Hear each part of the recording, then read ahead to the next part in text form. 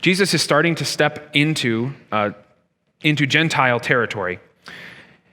He's stepping away from his ministry to the Jews for a second to prove the point that eventually the gospel is going to go to all nations. And we're evidence of that. Most of us, not all of us, are Gentiles. That means that the gospel has come to us. And though we didn't deserve it, we did not earn it, we were deaf and dumb by nature, Christ has opened our ears so that you can believe the words that are coming out of my mouth right now, and you can repeat them back to me as you pray with me and sing with me in just a couple minutes. Jesus is the Savior for all people.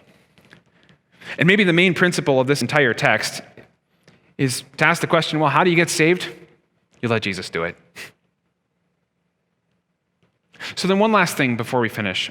I think this text requires us to talk about this. This is the way to actually accomplish racial reconciliation. Our culture's talking a lot about it right now. How do you accomplish racial reconciliation?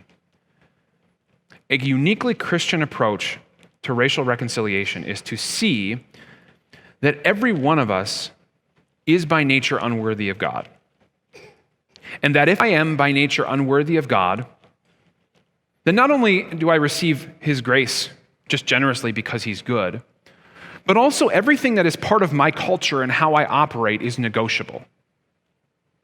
If I come from a certain country or a certain background where different language is spoken or different ideals are held, those things are negotiable.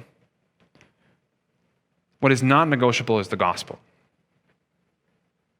And so I love this city where you walk the streets and you see different people from different places with different skin colors. I can see that in this room right now.